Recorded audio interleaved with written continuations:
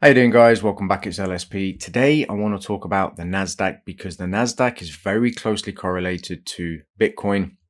So when the Nasdaq is strong, we generally tend to see some movement in the cryptocurrency market, and when the Nasdaq is weak, we generally tend to see the reaction in the cryptocurrency market as well. So today I just want to go over a little bit of analysis of what to expect with the Nasdaq and whether or not that's going to filter over into Bitcoin, which will then filter over into the entire cryptocurrency market, and we should start to see a little bit of upside or downside depending on what the Nasdaq is doing. So if you look at the NAS as it is right now, we've obviously come off these lows and we've had a pretty decent run to the upside, which is fantastic, right? There's some strength coming back into the market. Now, obviously, this could change as of the recording of this video. There are news releases coming out, PPRs coming out today, and there's some other things that are going on that could potentially turn everything on its head and we start to go back down, right? So this is very important to understand. But for now, what we're seeing is every time price has shown an indication that it wants to go lower. So for example, on this strong push to the downside, this was a daily chart, obviously, so it's a pretty strong candle. It's just been reversed. Again, here it drops and it just starts to push back up. It drops again and it starts to push back up. And now we're basing or consolidating, right at the top of this range.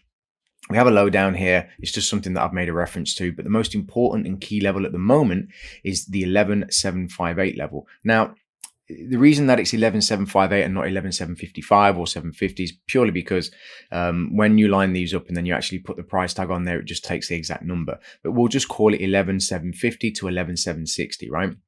The reason this level is important is because right here, okay, so if I just make a quick reference to this small area here, right here is a very large cluster of orders, right, that are basically waiting to be traded too. Now, for those of you who are used to, for example, time and sales or reading the tape, you'll see on your charts that price is running to a particular level and there'll be a huge block of orders there, 200 or 300. Price hits it and it takes a bit of time to get through. If it ultimately gets through that level, it really starts to go, but if it doesn't, it just hits that level and it will just bounce away, right?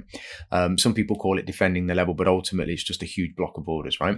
The reason that I believe there to be a big block of orders here is because of the responses at this area. And if you drop down to the lower timeframes, you can actually see how price has moved around in this area. But with that said, because we're kind of consolidating in this area, and if you remember the video I did yesterday, if you haven't seen that, it's the analysis on Binance. It's pretty much the same thing. We've had a pretty decent run to the upside, and now we're consolidating in an area where we could do one of two things, either break to the downside or break to the upside. Personally, I think we're going to continue to the upside. But again, PPI may change this.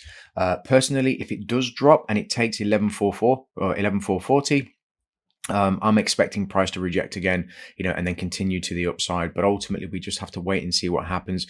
But if we do continue to see upward movement and we do end up here at 11,758, it's possible that we're probably going to see between 22 and 25 on Bitcoin. It doesn't change the dynamic of what's happening on Bitcoin, but for me, I am expecting a little bit more upside, and it's definitely something to be mindful of. So with all of that said, I hope everyone's having an absolutely fantastic day or evening wherever you're in the world. Make sure you stay safe in the markets. Be mindful, 1:30 GMT time is PPI numbers release. With that said, I wish you all a great day and I'll speak to you soon. Ciao for now.